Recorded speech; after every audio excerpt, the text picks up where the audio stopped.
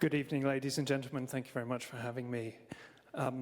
What role can artists play in this time of climate crisis? This is a question that we've long asked.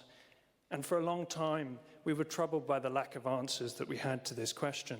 You see, we were keenly aware that the film and photographic work that we were doing was carbon intensive, and it was failing to directly influence those making the decisions that shape our future. So we felt stuck. But then, by way of being awarded the prestigious Chorale Prize on disaster displacement, we had, for a prospective film about an English family who had been displaced by climate change, we had the remarkable opportunity to visit the United Nations Climate Change Conference, which is also known as the COP, in Madrid in 2019. And there, at the COP, at rather short notice, we found ourselves speaking about a film that we'd yet to make to a room full of policymakers who were discussing how climate change forces people to flee their homes and what can be done to support them when it does.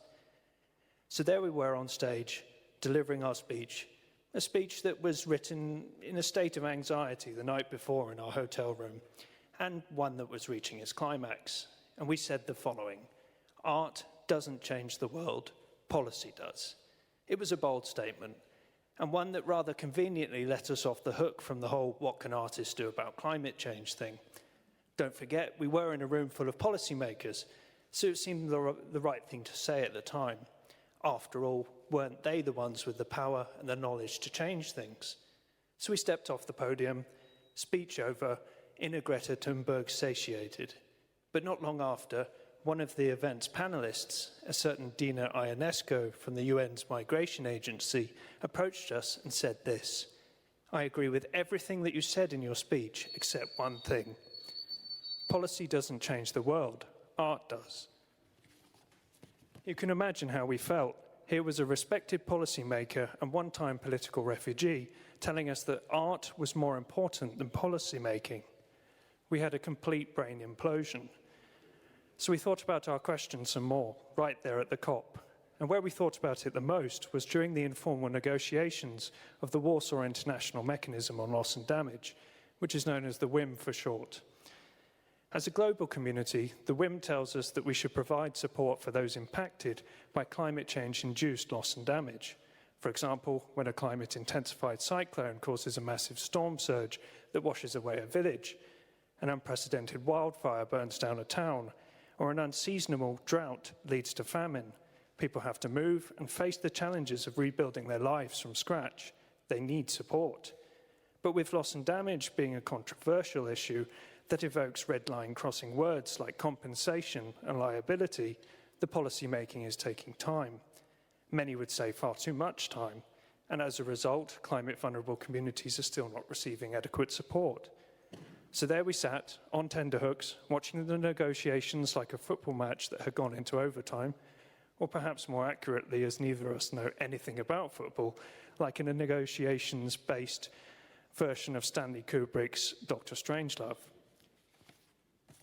And in that moment, hanging off the edge of our seats, and sadly without popcorn, we realized that there was something missing, a really big something: climate change.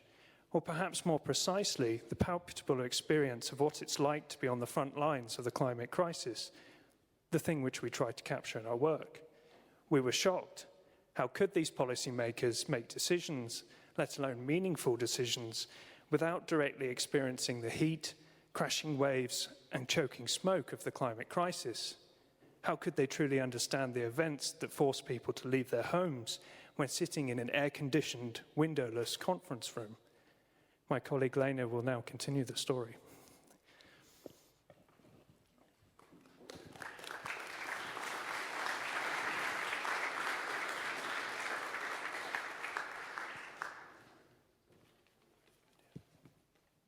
It was upon this revelation that we thought back to a conversation that we had in 2017 with Ina Islam, then the Deputy Director of the International Center for Climate Change and Development, or ICAD for short, in Dhaka, Bangladesh. We had been invited to ICAD to learn how Bangladesh was in fact a climate change expert, precisely because it was on the front lines of the climate crisis. As part of our investigation, we had interviewed Ina, and during the conversation, she had said this: "We need to find ways for policymakers to experience a decision-making process that people go through when they face climate disasters. Only then can decision-makers make policies that work." For example, she said, what if there was a way for policymakers to step into the shoes of a woman in rural Bangladesh who was deciding whether or not to leave her home as a cyclone made landfall? As she asked questions like, what will my neighbors think if I leave home without my husband? If I leave our livestock, how will we support our family? If I go to the shelter, will I be safe? Only upon making these connections in that sterile negotiating room did it become crystal clear that our role as artists would be to find a way to present that on-the-ground decision-making process, the lived experience, to the decision-makers themselves, in the very place that they negotiate and author policies, the COP. And that by telling them stories in the form of speculative future scenarios that placed policymakers at the center of the action, could we go some way towards inspiring decision-makers to realize radical and ambitious policies that preemptively protect those who are most vulnerable to climate change. This, we believed, was what Dina had meant when she said that policy does not change the world, and that art did. Because art would change the opinion of policymakers and those who had the power to elect them. Finally, we had an answer to our question. We were relieved, but also a little daunted by the work ahead. But the upside was that technically we were right. It still really was policy that could change the world. But we conceded not without art, activism, and citizenship shaping the story which tells decision makers what type of future we want. Now, out of all the stories that we have created, and all of those that we have been told, the story of how we came upon the working title of the yet-to-be-made film, the one which we are now working to complete, from which this film stills are from, is perhaps the most important one to tell here today, on this day of peace. It goes like this. In 2017, at the height of the South Sudanese refugee crisis, we went to Uganda. We did so because we had discovered that climate change was anticipated to displace anywhere between 25 million and 1 billion people by 2050. And we wanted to learn about the generosity of developing nations like Uganda that host the majority of the world's refugees, and how such policies could inspire better treatment by wealthy nations of those who have been displaced. And there, in the far northwest of Uganda, where most of the country's South Sudanese refugees were being hosted, having fled a climate-intensified combination of civil war, famine and drought, we had a meeting with Titus Jogo, the refugee desk officer for the region. The meeting began as an interrogation. Why did two artists want to visit Uganda's refugee settlements? But as soon as we explained that we were here to learn about Uganda's generosity towards refugees, His Excellency Mr. Jogo, who was evidently pleased, began to detail his proudest achievements. Thousands of refugees settled here, hundreds of water holes drilled there, economies where there were none before.